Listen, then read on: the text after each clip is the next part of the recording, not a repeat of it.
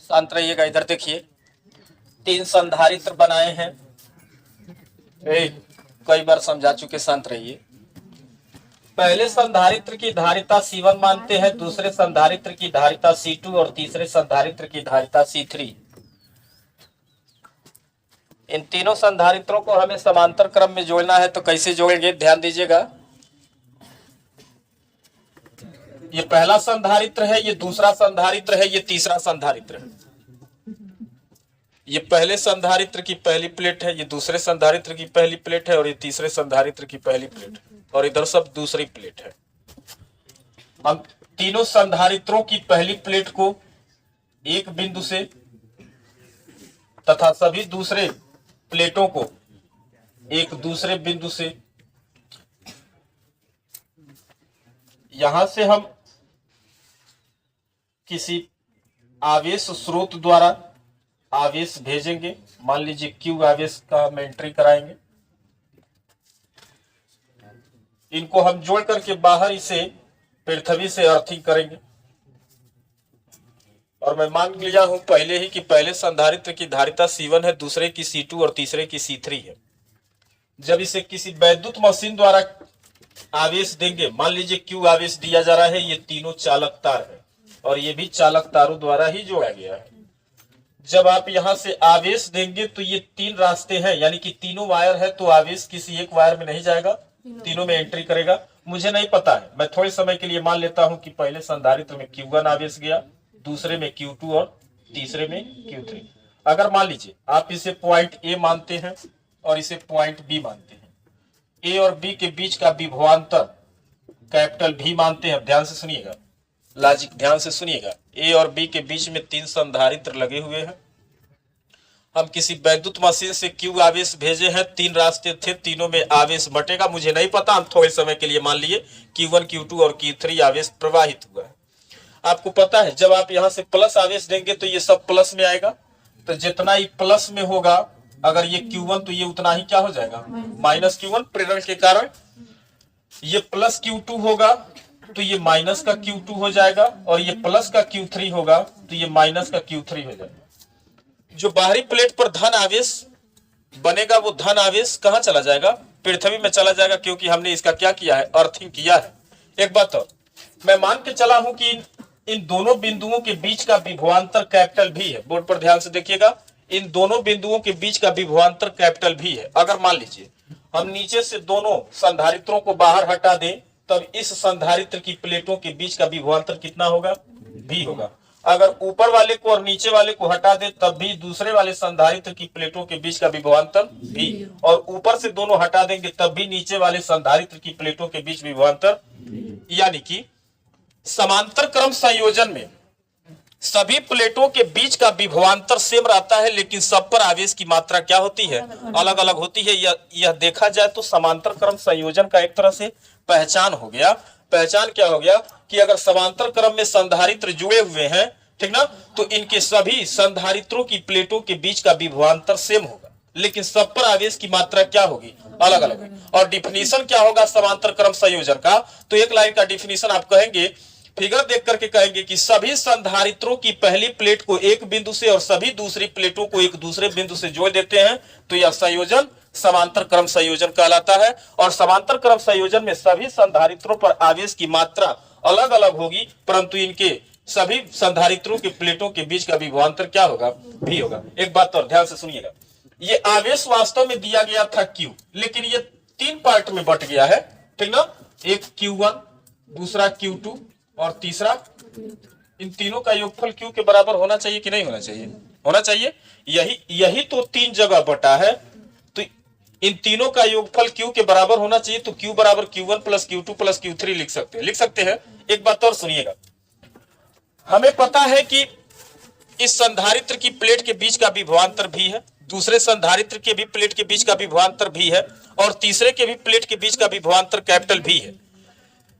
पहले वाले की धारिता C1 है, दूसरे की C2 है और तीसरे की C3 है, ये भी हमें पता है। लेकिन हम मान के चले हैं कि पहले संधारित्र को कितना आवेश दिए हैं, Q1 आवेश दिए हैं, और दूसरे को Q2 और तीसरे को Q3। लेकिन एक बात समझिएगा, ध्यान से बोर्ड पर देखिए, हम मान के चले हैं कि इस पर Q1 आवेश है, वास्तव में इस पर कितना आवेश होगा हमको पता नहीं है। हम थोड़े समय के लिए मान लिए हैं कि Q1 आवेश था। अब ध्यान से देखिएगा, लिखते हैं, आपको पता है धारिता का फार्मूला होता है C बराबर Q बाई V। अगर यहां से आप Q का मान निकालोगे तो क्या हो जाएगा, C इंटू V।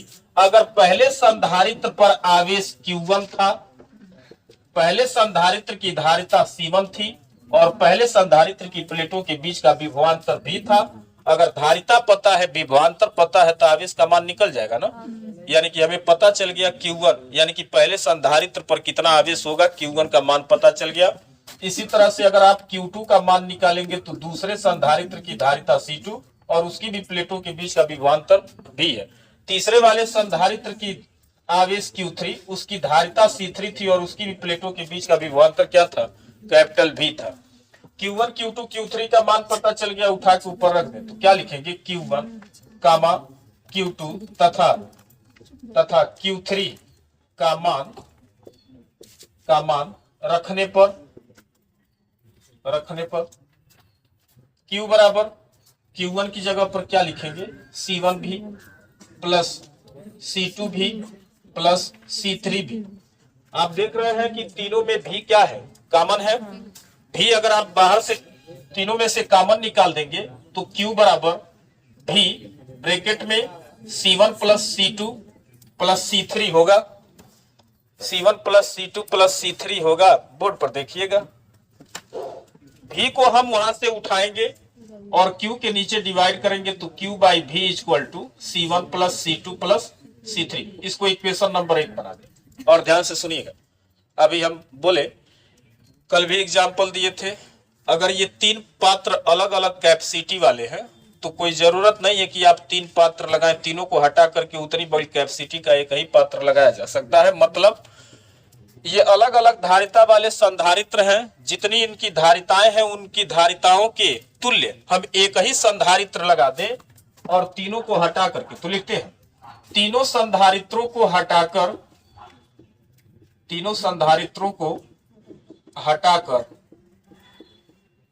एक ही संधारित्र लगा दें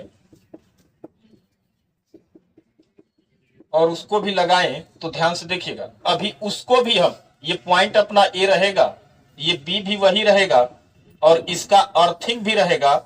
सिर्फ लॉजिक क्या है कि हम तीनों को हटा करके उसकी जगह पर, यानी कि इसकी तुल्य धारिता C इक्विवेलेंट, अभी भी बाहर से इसको हम कितना आवेश देंगे, Q आवेश देंगे, तब भी इसकी प्लेटों के बीच का देखिए जब आवेश उतना ही है तो विभवांतर भी उतना ही होगा।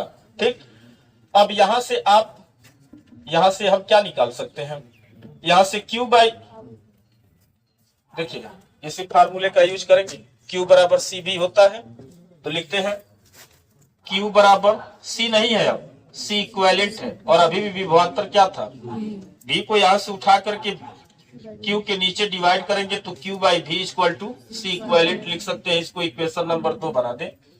समीकरण 1 और 2 का लेफ्ट वाला साइड बराबर है तो राइट वाले को भी बराबर होना पड़ेगा, तो लिखते हैं समीकरण 1 व समीकरण 2 से, समीकरण 1 व समीकरण 2 से लिखेंगे तो क्या लिखेंगे, C इक्विवेलेंट बराबर C1 plus C2 plus C3 होगा। मतलब रिजल्ट, देखिए डेरिवेशन इंपॉर्टेंट नहीं है, रिजल्ट इंपॉर्टेंट है। अगर ये तीनों संधारित्र समांतर क्रम में जुड़े हुए हैं तो आपसे पूछे कि अगर ये 3 संधारित्र किसी परिपथ में समांतर क्रम में जुड़े हैं तो इन संधारित्रों की तुल्य धारिता यानी कि इसकी धारिताओं का योग कितना होना चाहिए, तो आप क्या करेंगे, डायरेक्ट उनके धारिताओं का योग कर देंगे।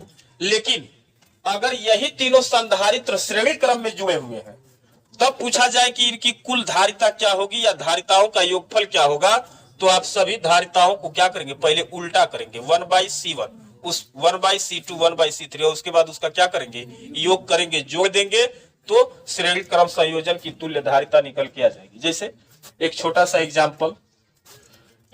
एग्जाम्पल, बोर्ड पर देख मुन्ना, बहुत सहन कर रहे हैं हम, याद रखिए आप लोग। ये 3 संधारित्र है, इसकी धारिता 2 माइक्रोफैरड, ये नीचे वाले की 4 माइक्रोफैरड और ये 5 माइक्रोफैरड है। ये तीनों दिखाई दे रहा है जोड़ने के हिसाब से कि किस क्रम में है, समांतर क्रम में, और समांतर क्रम में है ये, ठीक। अगर यहाँ पॉइंट ए बनाता है, यहाँ पॉइंट बी बना दे और आपसे सवाल पूछेगा कि ए और बी के बीच तुल्य धारिता कितनी होगी, तो हम कहेंगे कि ये समांतर क्रम में है, तुल्य धारिता सी इक्विवेलेंट बराबर। जब ये श्रेणी क्रम समांतर क्रम में है तो सभी धारिताओं का क्या करते हैं, योग करते हैं। C1 का मान हमको पता था 2 माइक्रोफैरड, C2 5 माइक्रोफैरड और C3 4 माइक्रोफैरड, ऐड कर देंगे 5 2 7 4 11 माइक्रोफैरड। तुल्य धारिता ए और बी के बीच में 11 माइक्रोफैरड आएगा। बस यही आंसर हो जाएगा। बात समझ में आया?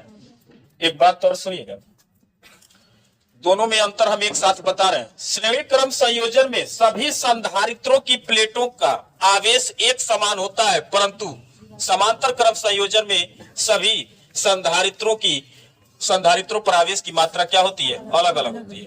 श्रेणी क्रम संयोजन में सभी संधारित्रों की प्लेटों के बीच का विभवांतर अलग अलग होता है, लेकिन समांतर क्रम संयोजन में सभी संधारित्रों की प्लेटों के बीच का विभवांतर क्या होता है, समान होता है। तो श्रेणी क्रम में आवेश समान होता है और समांतर क्रम में विभव समान होता है। श्रेणी क्रम में विभवांतर अलग अलग होता है, ठीक ना, लेकिन समांतर क्रम में आवेश अलग अलग होता है। ये पहचान करते हैं, और जब तक पहचान नहीं करेंगे तब तक न्यूमेरिकल में केवल आपको संधारित्र का संयोजन करने के लिए देगा या तुल्य धारिता का मान पूछेगा तो खाली अलग से श्रेणी क्रम नहीं देगा और न केवल अलग से समांतर क्रम देगा। जैसे आप प्रतिरोधों का संयोजन हाई स्कूल में कर रहे थे या प्रतिरोधों का मान निकाल रहे थे तो उसमें मिला जुला दोनों होता है। बोले तो कुछ समांतर क्रम में भी रखेगा और कुछ श्रेणी क्रम में भी रखेगा, और जब तक आप पहचान नहीं कर पाएंगे तब तक आपका न्यूमेरिकल सॉल्व नहीं होगा। तो पहचान करने का तरीका ये भी हो गया। पहले तो आप डिफिनीशन से क्लियर करेंगे, ठीक ना। इसमें सभी संधारित्रों की पहली प्लेट को एक बिंदु से और सभी दूसरी प्लेटों को एक दूसरे बिंदु से जोड़ते हैं तो यह संयोजन समांतर क्रम संयोजन कहलाता है। समांतर क्रम संयोजन में सभी संधारित्रों पर आवेश की मात्रा अलग अलग होती है, ठीक ना, परंतु इनका विभवांतर क्या होता है, समान होता है। और श्रेणी क्रम संयोजन में आपको पता है कि पहले संधारित्र की दूसरी प्लेट को दूसरे संधारित्र की पहली प्लेट से और दूसरे संधारित्र की दूसरी प्लेट को तीसरे संधारित्र की पहली प्लेट से और इस तरह जोड़ते चले जाते हैं तो यह संयोजन श्रेणी क्रम संयोजन कहलाता है। और श्रेणी क्रम संयोजन में सभी संधारित्रों पर आवेश की मात्रा समान होती है, परंतु उनकी प्लेटों के बीच का विभवांतर अलग अलग होता है। अब इतना डिफिनीशन और इतना लॉजिक आप लगा के रखेंगे तो न्यूमेरिकल सीखने में ज्यादा टाइम नहीं लगेगा, ठीक है। चलिए हेडिंग लिखिए, बात न करें।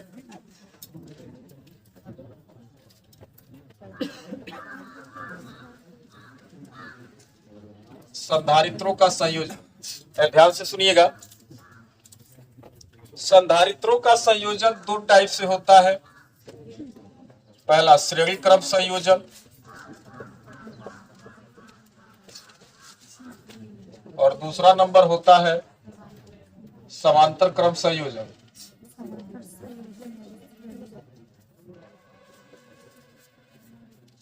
श्रेणी क्रम संयोजन और समांतर क्रम संयोजन।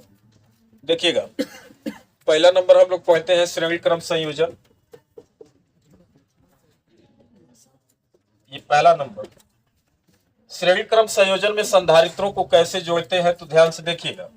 हम संधारित्र बना रहे हैं, ये पहला संधारित्र है, ये दूसरा संधारित्र है और ये तीसरा संधारित्र है।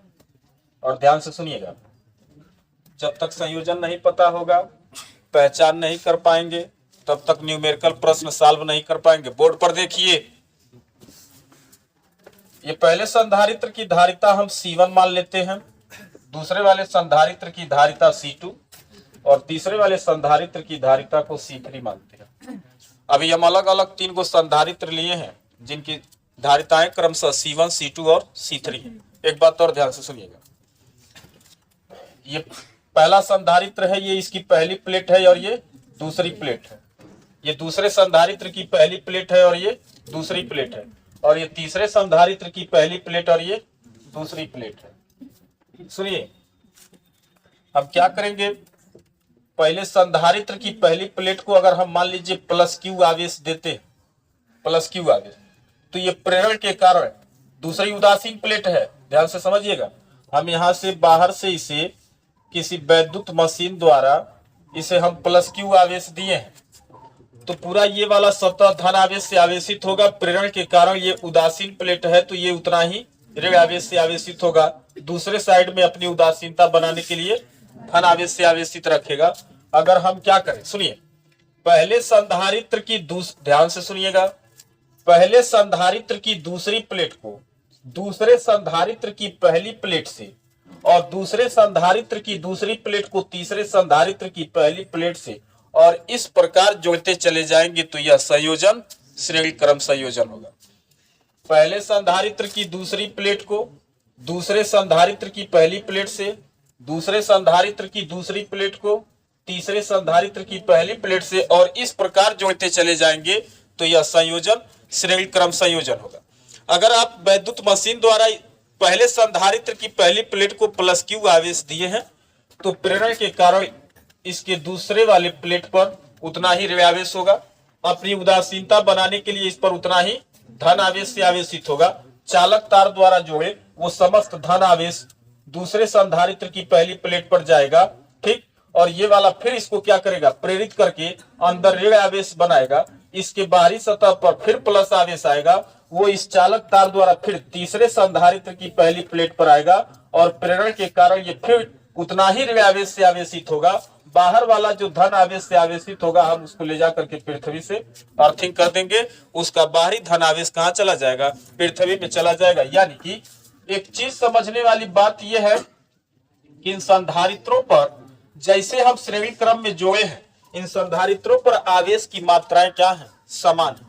आवेश की मात्रा क्या है, समान है।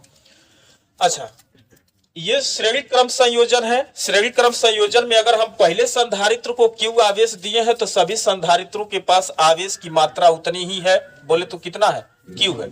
अभी एक लॉजिक समझिएगा। समांतर क्रम संयोजन में हम संधारित्रों को लेते हैं तो देखिएगा समांतर क्रम में कैसे जोड़ते हैं। ये मान लीजिए पहला संधारित्र है, ये दूसरा है, ये तीसरा है, तो तीनों संधारित्र या बहुत सारे संधारित्र होंगे तो इसकी सभी संधारित्रों की पहली प्लेट को एक बिंदु से जोड़ दीजिए और सभी दूसरे प्लेट को एक दूसरे बिंदु से जोड़ देंगे तो इस प्रकार के संयोजन को समांतर क्रम संयोजन कहेंगे। और देखिएगा अगर मान लीजिए आप यहां से वैद्युत मशीन द्वारा प्लस क्यू आवेश देंगे तो तीन संधारित्र है, क्या केवल एक ही संधारित्र सब आवेश ले लेगा, क्या नहीं। अगर ऐसे कल्पना करिए कि अगर ये एक नाली है, इसमें पानी आ रहा था, इसके साथ तीन नालियों का संपर्क किया गया है, तो क्या अगर पानी आएगा तो एक ही नाली में जाएगा, नहीं सब में जाएगा ना। तो यहां से कुछ आवेश जाएगा Q1, यहां से Q2 और यहां से Q3। यानी कि समझने वाली बात यह हो गई कि समांतर क्रम संयोजन में सभी संधारित्रों पर आवेश की मात्रा क्या होगी, अलग अलग होगी। क्या है, अलग अलग है, लेकिन इनका नेट योगफल किसके बराबर होगा, क्यू के बराबर होगा, सही है। लेकिन इस पर तीनों पर आवेश की मात्राएं अलग अलग होगी, लेकिन श्रेणी क्रम संयोजन में सभी संधारित्रों पर आवेश की मात्रा क्या होगी, समान होगी। और संयोजन को इसका डिफिनीशन क्या होगा, तो आप कहेंगे कि पहले संधारित्र की दूसरी प्लेट को दूसरे संधारित्र की पहली प्लेट से, दूसरे संधारित्र की दूसरी प्लेट को तीसरे संधारित्र की पहली प्लेट से, इसी तरह से चौथा होता तो कहते तीसरे संधारित्र की दूसरी प्लेट को चौथे संधारित्र की पहली प्लेट से और इस प्रकार जोड़ते चले जाते तो यह संयोजन श्रेणी क्रम संयोजन होगा। और श्रेणी क्रम संयोजन में सभी संधारित्रों पर आवेश की मात्रा क्या है, समान। लेकिन एक बात है, आवेश तो समान है लेकिन इनकी धारिताएं अलग अलग हैं। पहले की C1 है, दूसरे की C2 है, तीसरे की C3। मैं मान लेता हूं कि पहले वाले संधारित्र की प्लेटों के बीच का विभवांतर V1, दूसरे वाले संधारित्र की प्लेटों के बीच का विभवांतर V2 और तीसरे वाले प्लेटों के बीच का विभवांतर क्या है, V3 है। अगर हम यहाँ एक पॉइंट बनाते हैं B और यहाँ एक पॉइंट बनाते हैं A और B के बीच में हम तीन संधारित्र श्रेणी क्रम में जोड़े हैं, ठीक ना। और सभी संधारित्रों पर आवेश की मात्रा क्या है, समान है, परंतु इनके प्लेटों के बीच का विभवांतर क्या है, अलग अलग। इसी का उल्टा हो जाता है समांतर क्रम संयोजन में, सब पर आवेश की मात्रा अलग अलग होगी परंतु विभवांतर क्या होगा, समान होगा। कैसे होगा समान, उसको हम बताएंगे जब उसको पढ़ेंगे तब। लेकिन यहाँ धारिताएं अलग होने के कारण, ठीक ना, वो बात की बात है कि आवेश तीनों पर समान है, लेकिन धारिता धारण करने की कैपेसिटी अलग अलग है, इसलिए इनकी प्लेटों के बीच का विभवांतर क्या होगा, अलग अलग होगा। सही है, ठीक।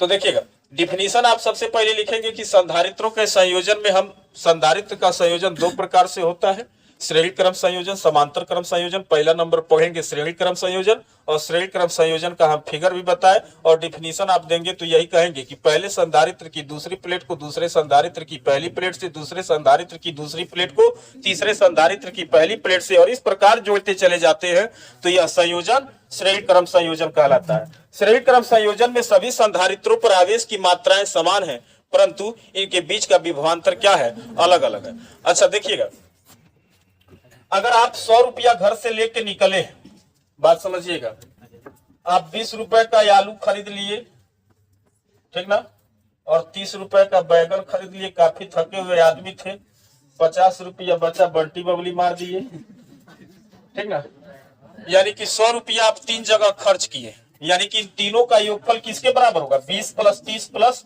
50, 100 के बराबर होगा।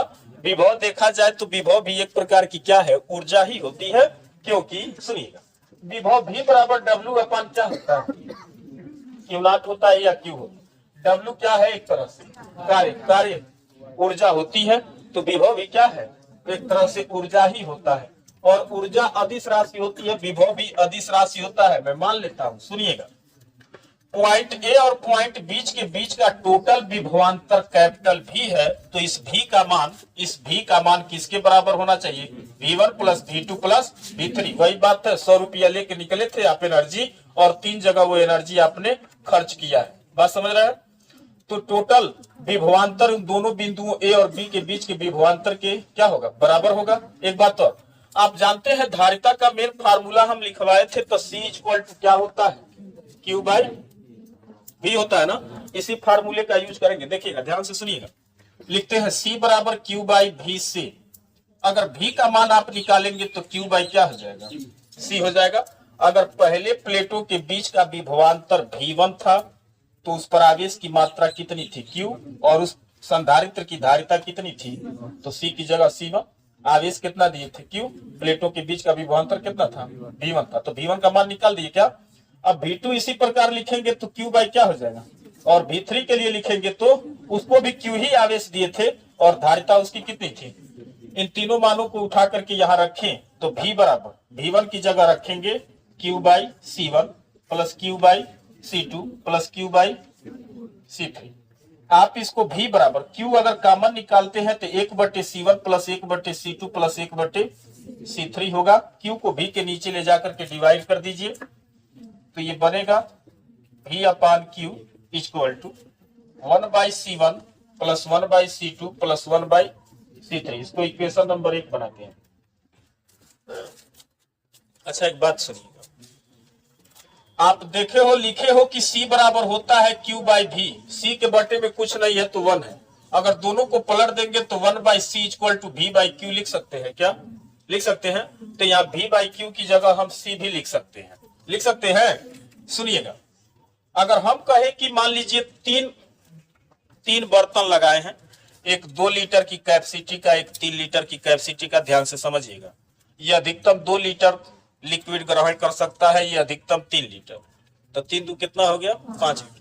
ये अकेले 5 लीटर की कैपेसिटी वाला बर्तन हो गया, यानी कि तीनों बर्तन मिलकर के इनकी कैपेसिटी कितने की हो गई, 10 लीटर की। क्या जरूरत है 3 गो हम कैपेसिटर लगाए, 3 गो संधारित्र लगाए किसी परिपथ में, इन तीनों को हटा करके इसकी जगह पर क्या करें, एक ही, यानी कि तीनों बर्तनों को हटा करके आप एक ही 10 लीटर वाला बर्तन रखेंगे, तभी तो लिक्विड 10 लीटर ही आएगा। यानी कि अब हम क्या लिखें, तीनों संधारित्रों को हटाकर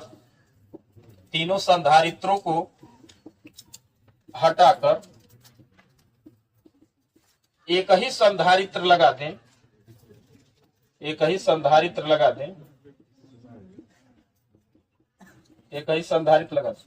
जिस संधारित्र की धारिता इन तीनों संधारित्रों की धारिता के तुल्य होगा, यानी कि समान होगा, तो तीनों, तो मतलब क्या होगा, तीनों को हटा करके देखिए, पॉइंट ए अपनी जगह ये पे रहेगा, पॉइंट बी अपनी जगह पे ही रहेगा, ठीक ना, और ए और बी अपनी जगह पर, तीनों को हटा करके हम एक ही संधारित्र लगा दिए जिनकी धारिताएं इन तीनों के बराबर है, तुल्य है। इक्विवेलेंट मतलब होता है तुल्य, तो हम इस तीनों की जगह पर एक को संधारित्र लगा दी जिसकी धारिता सी इक्विवेलेंट मान लेंगे, यानी कि उन तीनों के तुल्य है। एग्जाम्पल अभी आपको बताया कि ये अलग अलग कैपेसिटी वाले बर्तन थे, तीनों बर्तन को हटा करके एक ही बड़ा सा ड्रम लगा दो भाई, ठीक ना, तो मतलब कैपेसिटी तो अभी भी उतनी ही रहेगी। और सुनिएगा, अभी भी हम उतना ही आवेश देंगे, प्लस क्यू आवेश ही देंगे, ठीक ना, तो इस पर उतना ही माइनस क्यू आएगा, इसका दूसरा प्लस पृथ्वी में चला जाएगा। अब इसके बीच का विभवांतर क्या मान ले, भी मान ले, तो यहाँ से विभवांतर इसी फार्मूले से विभवांतर निकालेंगे वहां का, तो भी अपार भी का मान निकालेंगे, ठीक ना, इसी फार्मूले का यूज करेंगे। तो अभी भी इसको कितना आवेश दिए हैं, आवेश तो अभी भी क्यू ही है, लेकिन धारिता इसकी क्या लिखेंगे, सी इक्विवेलेंट, यानी कि तीनों के तुल्य था। इसको इक्वेशन नंबर 2 बना दे, ठीक ना, और यहां से अभी देखिए क्यू को डिवाइड कर ले पहले, v बाई क्यू हो जाएगा और इक्वल टू 1/c इक्विवेलेंट। इसको इक्वेशन नंबर 2 बना। अब समीकरण 1 और 2 को देखिए, जब इसका लेफ्ट वाला साइड बराबर है तो राइट वाले को भी क्या होना पड़ेगा, बराबर होना पड़ेगा। तो लिखते हैं, यही लिखते हैं, समीकरण 1 व समीकरण 2 से, समीकरण 1 व समीकरण 2 से 1/c इक्विवेलेंट बराबर 1/c1 plus 1/c2 plus 1/c3 होगा। और सुनिएगा, हम तो अभी 3 ही संधारित्र लिए हैं, आप इसके साथ n संधारित्र श्रेणी क्रम में जोड़ देंगे तो 1/c1 plus 1/c2 plus 1/c3 plus 1/c4 plus 1/c5 plus 1/c6, ऐसे कहां तक जाएंगे, n तक चले जाएंगे, ठीक ना। मतलब क्या होगा, अगर किसी परिपथ में अलग अलग धारिताएं वाले संधारित्र लगे हुए हैं और ये सब श्रेणी क्रम में लगे हुए हैं, ठीक ना, तो उनकी तुल्य धारिता ज्ञात करने के लिए, उनका टोटल मान ज्ञात करने के लिए आप सभी संधारित्रों की धारिताओं का उल्टा करके क्या करेंगे, उल्टा करके आप उसका योग, जैसे सुनिए, अभी तुरंत हम एग्जाम्पल समझाते हैं, ध्यान से सुनिएगा। 3 को हम संधारित्र बनाए, ये पॉइंट ए था, ये पॉइंट बी था, ये तीनों किस क्रम में है, श्रेणी क्रम में है।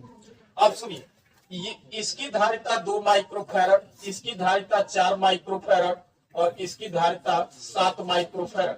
अब पूछेगा आपसे कि ये किसी परिपथ में लगे हुए हैं और आपसे पूछेगा कि ए और बी के बीच में तुल्य धारिता कितनी होगी, तो आप क्या करेंगे, कहेंगे कि तो श्रेणी क्रम में, और श्रेणी क्रम में इक्विवेलेंट यानी कि तुल्य धारिता निकालते हैं, तो सभी संधारित्रों की धारिताओं का उल्टा करके क्या करते हैं, योग करते हैं। 1/c1 की जगह पर 2, c2 की जगह पर 4 और उसके बाद 7, 1/c इक्विवेलेंट। इसको जोड़ने के बाद फाइनली इसका क्या करते हैं, उल्टा कर देते हैं, तो तुरंत सी इक्विवेलेंट का मान निकल के आएगा। तीनों का अंक जो भी आए मात्रक क्या रहेगा, माइक्रोफैरड ही रहेगा। तो ये हो गया। अब जो भी आंसर निकल के आएगा, जो भी मान निकल के आएगा, वही तीनों संधारित्रों की धारिताओं का क्या रहेगा, योग रहेगा। कब, जब ये किस क्रम में जुड़े हुए हैं। अभी देखिएगा, अगर समांतर क्रम में जोड़ेंगे तब सी इक्विवेलेंट का मान निकालते हैं, तो वहां बिना उल्टा किए हुए डायरेक्ट जोड़ देते हैं, c1 plus c2 plus c3 plus c4। वहां क्या किया जाता है, धारिताओं का डायरेक्ट सीधा योगफल किया जाता है, लेकिन श्रेणी क्रम में धारिताओं को क्या कर दिया जाता है, उल्टा करके जोड़ा जाता है। ये रिजल्ट बता रहा है, ये रिजल्ट बता रहा है, जब हम निकाले हैं श्रेणी क्रम संयोजन में, हम इन तीनों संधारित्रों की तुल्य धारिता, तुल्य का मतलब ये हुआ कि तीनों का मान कितना होगा, आप जोड़ेंगे इनको कैसे, तो हम क्या बताएं, इनकी धारिताएं हैं 1/c1 यानी कि पहले संधारित्र की धारिता का उल्टा किया गया है, 1/c2 दूसरे संधारित्र की धारिता का उल्टा किया गया है। आप पढ़े होंगे, हाई स्कूल में पढ़े होंगे प्रतिरोधों का संयोजन, जिसमें श्रेणी क्रम संयोजन और समांतर क्रम संयोजन। जब श्रेणी क्रम संयोजन में प्रतिरोध जुड़े होते हैं, श्रेणी क्रम संयोजन में प्रतिरोध जुड़े होते हैं, मान लीजिए ये R1 था, ये R2 था, इसके बाद R3 होगा, तब आप R इक्विवेलेंट यानी कि तुल्य प्रतिरोध परिपथ में निकालते थे, तो क्या करते थे, डायरेक्ट जोड़ते थे, ठीक है। और जब ये समांतर क्रम हो जाता था, जब ये समांतर क्रम हो जाता था, तब क्या करते थे, आप इनको उल्टा जोड़ते थे, सही है ना, उल्टा जोड़ते थे। यहाँ बैटरी लगी हुई है और ये R1 है, ये R2 है, ये R3 है, हाई स्कूल में पढ़ेंगे। तब 1/R इक्विवेलेंट बराबर 1/R1 plus 1/R2 plus 1/R3 करके निकाले थे ना। तो वहां आप प्रतिरोधों का संयोजन कर रहे हैं, यहाँ हम संधारित्रों का संयोजन कर रहे हैं। देखिएगा, श्रेणी क्रम में प्रतिरोधों को डायरेक्ट जोड़ते हैं और समांतर क्रम में उल्टा करके जोड़ते हैं, लेकिन संधारित्र में यही बात उल्टा हो जाता है। संधारित्र में श्रेणी क्रम में आप क्या करेंगे, उल्टा करके जोड़ेंगे, और समांतर क्रम में क्या करेंगे, सीधा डायरेक्ट जोड़ते हैं। ठीक ना, तो ये था श्रेणी क्रम संयोजन। इसके बाद हम समांतर क्रम संयोजन पढ़ेंगे, उसके बाद इस पर हम न्यूमेरिकल सॉल्व करेंगे। ठीक है, तो लिखते हैं हेडिंग, समांतर प्लेट संधारित्र की धारिता, समांतर प्लेट संधारित्र की धारिता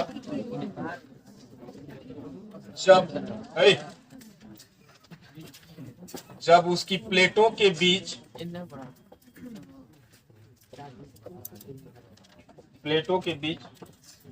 आंशिक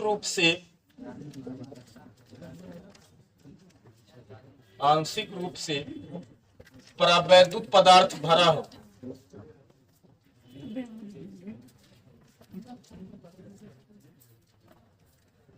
परावैद्युत पदार्थ भरा हो। सुनिएगा, हम समांतर प्लेट संधारित्र बनाएंगे और इसकी प्लेटों के बीच में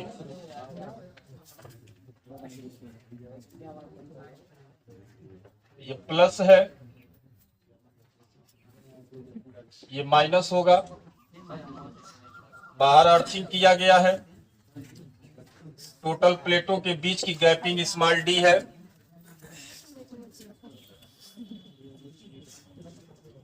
इसमें हम टी मोटाई का परावैद्युत पदार्थ भरेंगे।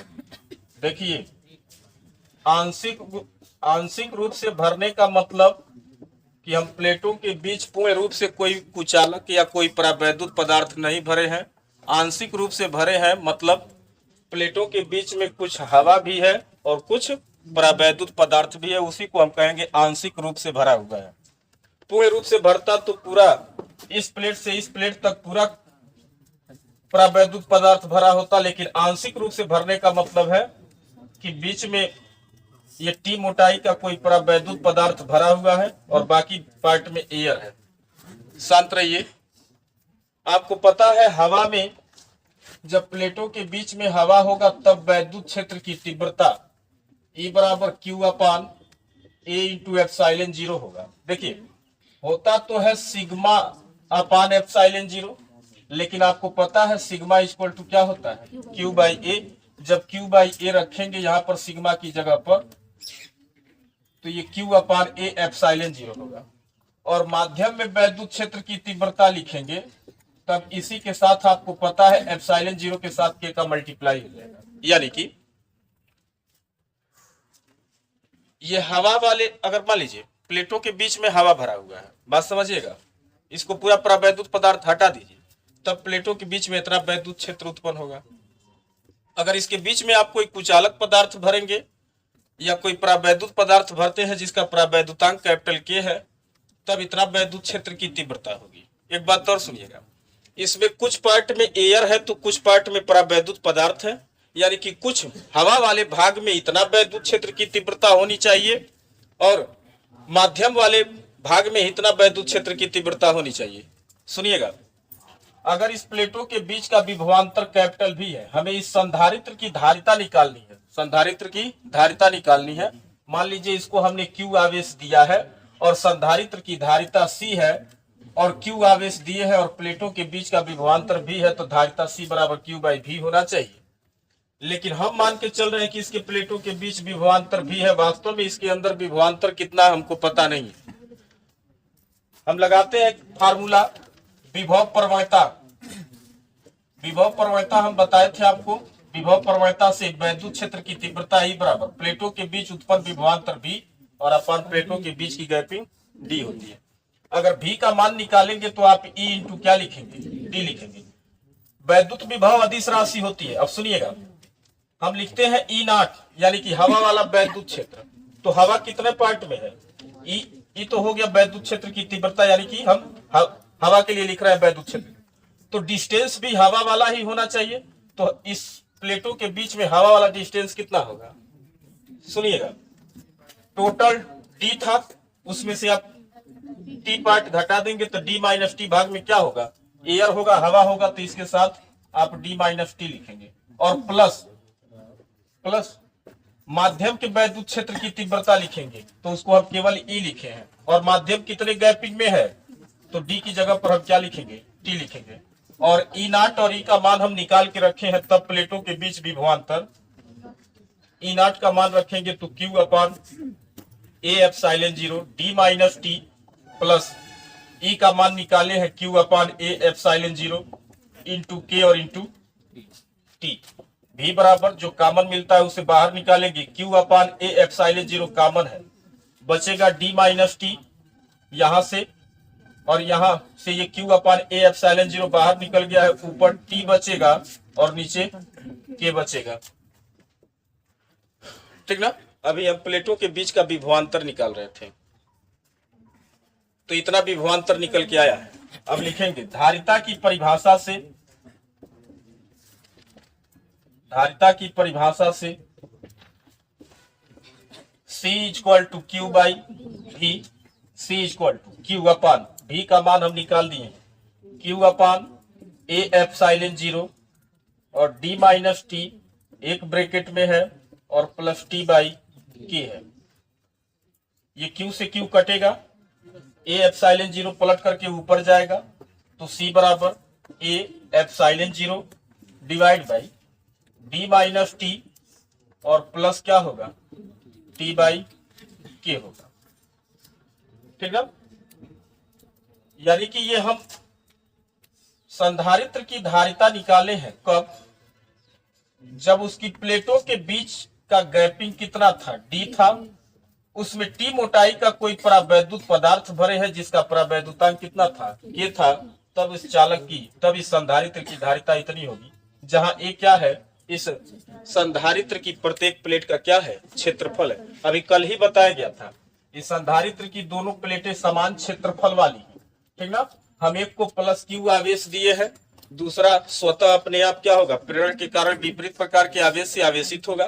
पहले दोनों के बीच में हवा था, तो हवा वाले माध्यम में वैद्युत क्षेत्र की तीव्रता इतनी होगी। ठीक ना। अगर इसके बीच में आप टोटल परावैद्युत पदार्थ भर देंगे तो परावैद्युतांक से गुणा कर देंगे, तब वैद्युत क्षेत्र की तीव्रता हो जाएगी। यहाँ आंशिक रूप से टी मोटाई वाला कोई कुचालक पदार्थ भरा गया है, तो कुछ पार्ट में हवा है और कुछ पार्ट में माध्यम है, यानी कि वैद्युत क्षेत्र की तीव्रता दोनों होनी चाहिए, कुछ हवा में भी होना चाहिए और कुछ माध्यम में भी होना चाहिए।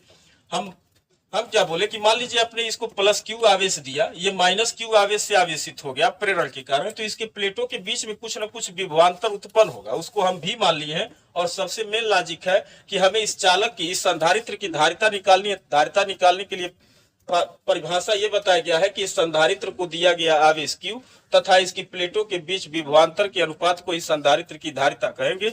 अगर हम विभवांतर पता कर लेंगे तो हमने क्यू आवेश दे रखा है, क्यू हमको पता था, विभवांतर नहीं पता है। अगर हम विभवांतर पता करके यहाँ मान रख देंगे तब हम इस संधारित्र की धारिता निकाल लेंगे। तो हम विभवांतर हमारा मेन लॉजिक था निकालना। तो विभव प्रवणता से आपको पता है कि अगर दो प्लेटें एक दूसरे से डी दूरी पर है, इनके बीच का विभवांतर भी है। एक प्लेट जितना धन आवेश से, दूसरी उतना ही ऋण आवेश से। धन आवेश से वैद्युत बल रेखाएं निकल करके ऋण आवेश पर समाप्त होती हैं।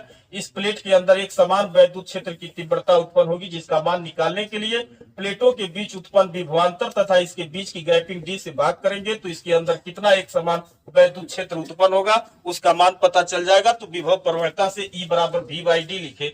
अगर हम विभवांतर भी का मान निकालेंगे तो भी बराबर ई इंटू डी होगा। आपको पता है जब हवा वाला वैद्युत क्षेत्र की तीव्रता लेंगे तो हवा वाला डिस्टेंस लेंगे, क्योंकि ई के साथ डिस्टेंस का मल्टीप्लाई है। डिस्टेंस हवा वाला कितना होगा, टोटल डिस्टेंस डी था, इसमें टी मोटाई का परावैद्युत पदार्थ भरे तो डी माइनस टी डिस्टेंस में बचा हुआ हवा रहेगा। उसके बाद प्लस कुछ वैद्युत क्षेत्र की तीव्रता माध्यम के लिए होगा। माध्यम कितने डिस्टेंस में है, तो उस डिस्टेंस की वैल्यू कितनी थी, टी थी, तो टी का मल्टीप्लाई किया। ई नॉट और ई का मान हम पहले ही निकाले थे, उन मानों को रख करके हमने सिर्फ अभी विभवांतर निकाला है इस संधारित्र की प्लेटों के बीच का। उसके बाद धारिता की परिभाषा लगा करके विभवांतर का मान रख करके हमने इस समांतर प्लेट संधारित्र की धारिता निकाला, जिसमें टी क्या था, टी वह मोटाई है किसकी, परावैद्युत पदार्थ की, जो संधारित्र की प्लेटों के बीच में भरा हुआ है। के क्या है? उस माध्यम का, उस परावैद्युत पदार्थ का परावैद्युतांक है के। और डी क्या था? वास्तविकता में ये दोनों प्लेटों के बीच की दूरी थी। ठीक ना? तो ये होगी संधारित्र की धारिता, जिसमें ए क्या है? इस संधारित्र की प्रत्येक प्लेट का क्या था? क्षेत्रफल था। बात समझे? ये फार्मूला सही है कि गलत, इसको हम चेक करते हैं। सुनिएगा, कल आप निकाले थे, क्या निकाले थे? ध्यान से बोर्ड पर देखिएगा। कल हम संधारित्र की धारिता निकाले थे, तो आया था C बराबर के एप्सिलॉन 0 A अपान डी, ये माध्यम में था। और वायु के लिए C नॉट बराबर एप्सिलॉन 0, के का मान वायु के लिए 1 हो जाता है, अपान डी, ये माध्यम के लिए था, ये वायु के लिए था। ये संधारित्र की धारिता थी। कब? जब पूर्ण रूप से के पदार्थ का कोई कुचालक पदार्थ भरा गया था। ए संधारित्र की प्लेट का क्षेत्रफल था और डी उसकी प्लेटों के बीच का क्या था? गैपिंग था। तब संधारित्र की धारिता इतनी थी। अगर हम टोटल कुचालक या परावैद्युत पदार्थ हटा दिए, हवा के लिए निकालेंगे, तो के का मान हवा के लिए 1 हो जाएगा। 1 का मल्टीप्लाई करेंगे तो एप्सिलॉन 0 अपान डी। अब सुनिएगा, अगर मान लीजिए हम इस फार्मूले को चेक करते हैं। देखिएगा, पहला नंबर लिखते हैं उसको पहले। C बराबर ए एप्सिलॉन 0 अपान डी माइनस टी, और प्लस का टी बाई क्या है? के। यदि टी बराबर, सुनिएगा ध्यान से, यदि टी बराबर 0 हो जाए, 0 का मतलब इसको कम करते जाइए, एक ऐसा समय आएगा कि टी क्या हो जाएगा? समाप्त हो जाएगा। तो जब टी 0 हो जाएगा, ठीक है, तो मतलब ये हुआ कि आपने पूरा परावैद्युत पदार्थ यहां से हटा दिया ना। जब हटा दिया तो केवल क्या रह जाएगा? एयर। तो एयर के लिए तो धारिता इतनी होनी चाहिए। अगर टी का मान यहाँ 0 रखेंगे तो क्या ये मान आ जाएगा? क्या आएगा? तो लिखते हैं C बराबर ए एप्सिलॉन 0 हो गया, टी बचेगा, और 0 में किसी संख्या से भाग करेंगे तो वो भी 0 हो जाएगा। केवल क्या बच जाएगा? टी बचेगा। तो ये क्या हो जाएगा? वायु की संधारित्र की धारिता निकल गई। सही है। दूसरा नंबर, अगर मान लीजिए आप इसकी चौड़ाई को बढ़ाते जाइए, इतना बढ़ा दीजिए कि टी का मान किसके बराबर हो जाए? डी के बराबर हो जाए, तो ये पूरा प्लेटों के बीच में क्या भर जाएगा? केवल परावैद्युत पदार्थ भरेगा। तब दूसरा नंबर में टी बराबर अगर डी रखेंगे, तो डी रखने पर देखते हैं C बराबर ए एप्सिलॉन 0 अपान डी माइनस टी की जगह भी डी रखेंगे, प्लस यहाँ भी टी की जगह पर डी बाई के। डी में से डी घटेगा 0, के पलट करके ऊपर जाएगा। C बराबर के ए एप्सिलॉन 0 अपान क्या हो जाएगा? डी। क्या ये माध्यम के लिए निकल के आ गया? यानी कि हम जो भी धारिता निकाले हैं संधारित्र की, आंशिक रूप से भरा हुआ था। ये सही है। बात समझ में आ गया? ठीक।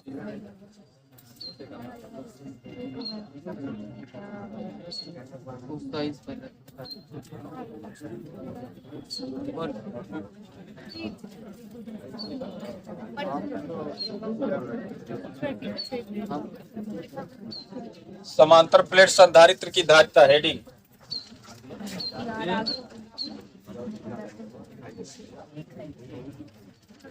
नीचे कम लिखो। इसको और पीछे खींचिए।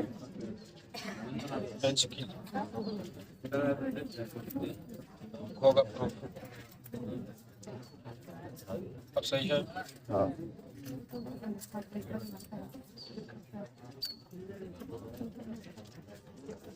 चलिए देखिएगा, हेडिंग लिखेंगे आप लोग समेत, समांतर प्लेट संधारित्र की धारिता।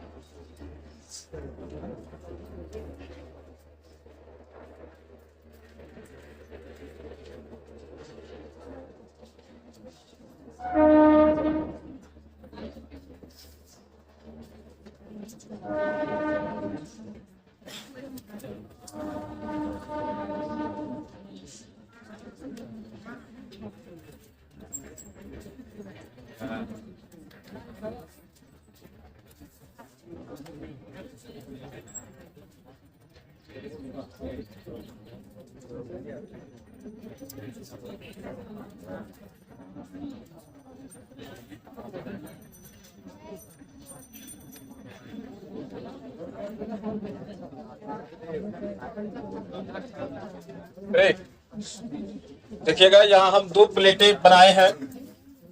ये समांतर प्लेटें हैं, एक दूसरे के आमने सामने रखी गई हैं, इनके बीच का डिस्टेंस d है। इनको हम दो कुचालक स्टैंड पर खड़ा किए हैं, इनका पृथ्वी से कोई संपर्क नहीं है। ये कुचालक स्टैंड है और ये दोनों चालकों का पृथ्वी से कोई संपर्क नहीं है। अगर आप इसको प्लस क्यू आवेश देते हैं तो इसके सतह पर धन आवेश एक समान रूप से वितरित होगा। मैं मानता हूं कि आवेश इसको क्यू दिया गया था। प्रेरण के कारण ये उतना ही ऋण आवेश से आवेशित होगा और इसके बाहरी सतह को हम पृथ्वी से अर्थिंग करेंगे ताकि इसका समस्त बाहरी वाला धन आवेश कहां चला जाएगा, पृथ्वी में चला जाएगा। मैं मान लेता हूं थोड़े समय के लिए कि इन प्लेटों के बीच का विभवांतर कैपिटल भी है। अब इस समांतर प्लेट संधारित्र समांतर प्लेटें हैं और एक दूसरे के सामने रखी गई है। संधारित्र क्या होता है? संधारित्र एक ऐसा सिस्टम होता है जिसमें दो चालक एक दूसरे के समीप किंतु विपरीत प्रकार के आवेश से क्या होते हैं, आवेशित होते हैं।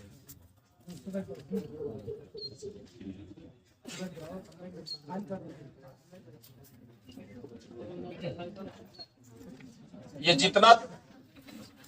जितना प्लस आवेश से आवेशित है, दूसरा उतना ही माइनस आवेश से आवेशित है। हमें इस संधारित्र की धारिता ज्ञात करना है, यानी कि C का मान ज्ञात करना है। और सुनिएगा ध्यान से, C का मान ज्ञात करने के लिए आपको धारिता का फार्मूला बताया गया है कि C बराबर होता है Q बाई V। अगर हम इसको Q आवेश दिए हैं और इसके प्लेटों के बीच का विभवांतर कैपिटल V है तो Q तो हमें पता है और V इसके प्लेटों के बीच का विभवांतर है। हम मान के चले हैं कि विभवांतर V है, वास्तविकता में विभवांतर कितना भी हमको पता नहीं है। अगर हम विभवांतर का मान निकाल करके यहाँ रख देंगे तो तुरंत हमको चालक की इस समांतर प्लेट संधारित्र की धारिता निकल के आएगी। फिर से आप लोग ध्यान से सुनिएगा, कंसंट्रेशन में बैठिए। ये धातु की प्लेट है, इसका हम क्षेत्रफल कैपिटल A मानते हैं। दूसरी भी सेम प्रकार की धातु की प्लेट है, इसका भी क्षेत्रफल कैपिटल A। पहले वाले प्लेट का नाम X है, दूसरे वाले प्लेट का नाम Y है। ये दो समांतर प्लेटें एक दूसरे से कुचालक स्टैंड पर पृथ्वी से संपर्क छोड़ा करके और हम इसको इस कुचालक स्टैंड पे खड़ा किए हैं। अगर हम इस चालक को प्लस क्यू आवेश देते हैं तो समस्त आवेश इसके सतह पर वितरित होगा और जितना ये आवेश प्लस में है उतना ही ये विपरीत प्रकार के ऋण आवेश से आवेशित होगा। इन दोनों प्लेटों के बीच की गैपिंग डी है। आपको पता है धन आवेश से वैद्युत बल रेखाएं निकलती है, ऋण आवेश पर समाप्त होती है, यानी कि इस प्लेट के बीच में एक समान वैद्युत क्षेत्र उत्पन्न होगा। ठीक ना? एक समान वैद्युत क्षेत्र उत्पन्न होगा तो उस वैद्युत क्षेत्र का अगर हम मान निकालना चाहें तो कैसे निकालेंगे? तो देखिएगा, देखा जाए तो ये एक अचालक चादर की तरफ व्यवहार करेगा जब इसके नजदीक आप किसी बिंदु पर वैद्युत क्षेत्र की तीव्रता निकालेंगे, और ये भी अचालक चादर की तरफ व्यवहार करेगा। थोड़े समय के लिए हम इस वाले प्लेट का आवेश घनत्व तो सिग्मा मानते हैं और इस वाले प्लेट का भी आवेश घनत्व तो सिग्मा मानते हैं। एक बात बता दें, डेरिवेशन बहुत इंपॉर्टेंट है, ये बोर्ड में डेरिवेशन पूछता भी है, तो ध्यान से सुनिएगा। अगर हम इसके अंदर किसी पॉइंट पर वैद्युत क्षेत्र की तीव्रता निकालें तो धन आवेश के लिए वैद्युत क्षेत्र की तीव्रता उससे दूर, और उसे हम E1 लिखें तो E1 का मान सिग्मा अपान क्या हो जाएगा, 2ε0। ऋण आवेश के लिए वैद्युत क्षेत्र की तीव्रता की दिशा उसकी ओर, अगर हम इसको E2 मानते हैं तो E2 बराबर सिग्मा अपान 2ε0। दोनों वैद्युत क्षेत्र की तीव्रता एक ही दिशा में है तो हम इनको डायरेक्ट जोड़ेंगे, यानी कि नेट वैद्युत क्षेत्र की तीव्रता निकालेंगे तो sigma upon 2ε0 plus sigma upon 2ε0 मिलकर के सिग्मा अपान ε0 होगा। यानी कि इस प्लेट के अंदर उत्पन्न वैद्युत क्षेत्र की तीव्रता का मान हमको पता चला, सिग्मा अपान ε0 होगा। ठीक ना? ये इतना वैद्युत क्षेत्र इसके अंदर इन प्लेटों के बीच में एक समान इतना वैद्युत क्षेत्र उत्पन्न हुआ है। आपको हम बताए थे विभव प्रवणता, और विभव प्रवणता से आप लिख सकते हैं, क्या लिखेंगे ध्यान से देखिएगा। वैद्युत क्षेत्र की तीव्रता कैपिटल E का मान इस प्लेटों के बीच में निकालना है। यदि इस प्लेटों के बीच का विभवांतर आपको पता है V और प्लेटों के बीच की गैपिंग पता है D, तो E बराबर V/D से भी हम वैद्युत क्षेत्र की तीव्रता निकाल सकते हैं। लेकिन समस्या इस बात का है कि इस फार्मूले का यूज जब हम करेंगे तो इसमें विभवांतर तो हमको पता ही नहीं है। जब विभवांतर पता नहीं है तो v का मान निकालेंगे तो e इंटू डी निकाल सकते हैं, और e का मान तो हम पहले ही निकाल रखे हैं, कितना, sigma upon epsilon 0 into D. लेकिन एक बात बताएं, ये संधारित्र को आवेश प्लस q दिया गया था, हम आवेश घनत्व तो अपने साइड से मान के चले हैं, तो हमें ये भी पता है कि sigma equal to Q by क्या होता है, ए होता है। इन प्लेटों का क्षेत्रफल कितना माना गया था, ए माना गया था। इस पर कितना आवेश था, क्यू, तो उसका रैखिक आवेश घनत्व पृष्ठीय आवेश घनत्व तो sigma equal to Q by A होगा। अगर क्यू का मान निकालेंगे आप तो सिग्मा इंटू क्या हो जाएगा, ए हो जाएगा।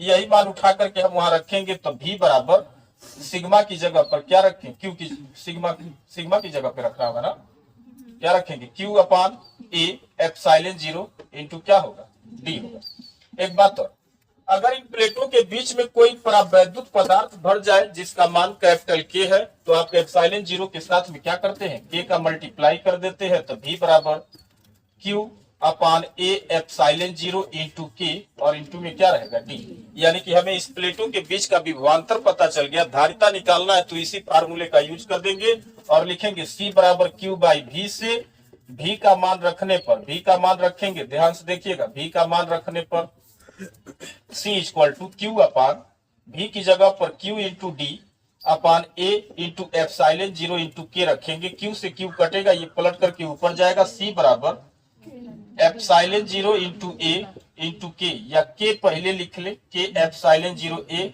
और अपान में क्या होगा, डी होगा। ध्यान से सुनिएगा, ए क्या था, समांतर प्लेट संधारित्र के प्रत्येक प्लेट का क्षेत्रफल था कैपिटल ए। एप्सिलॉन 0 आपको पता है ये निर्वात की विद्युतशीलता होती है। के क्या था, इन प्लेटों के बीच में भरे परावैद्युत पदार्थ का परावैद्युतांक था, और डी क्या था, इन प्लेटों के बीच की गैपिंग थी। यानी कि क्या धारिता का मान क्यू और भी पे डिपेंड कर रहा है क्या, नहीं, ये फार्मूला बता रहा है कि धारिता का मान क्यू और भी पे डिपेंड नहीं कर रहा है। डिपेंड किस पे कर रहा है, माध्यम के परावैद्युतांक पर। दूसरा नंबर किस पे डिपेंड कर रहा है, प्लेटों के क्षेत्रफल पर। और तीसरा नंबर किस पे डिपेंड कर रहा है, प्लेटों के बीच की दूरी पर। अगर ध्यान से सुनिएगा, अगर हम के एप्सिलॉन 0 और डी को कांस्टेंट मान ले थोड़े समय के लिए, तो सी प्रोपोर्शनल क्या हो जाएगा, ये हो जाएगा। यानी कि अगर प्लेटों के क्षेत्रफल को बढ़ाएंगे तो जगह बढ़ेगा, तो उस पर बाहर से आप आवेश दे सकते हैं, और जैसे ही बाहर से आप उसको आवेश देंगे तुरंत उसकी धारिता क्या हो जाएगी, बढ़ जाएगी। अगर मान लीजिएगा, अगर एप्सिलॉन 0 ए और डी को कांस्टेंट मान ले तो दूसरा नंबर बन जाएगा सी प्रोपोर्शनल के। यानी कि माध्यम का परावैद्युतांक का मान बढ़ाएंगे, परावैद्युतांक जितना हार्ड होगा, के का मान बढ़ाएंगे उतनी ही इस समांतर प्लेट संधारित्र की धारिता बढ़ेगी।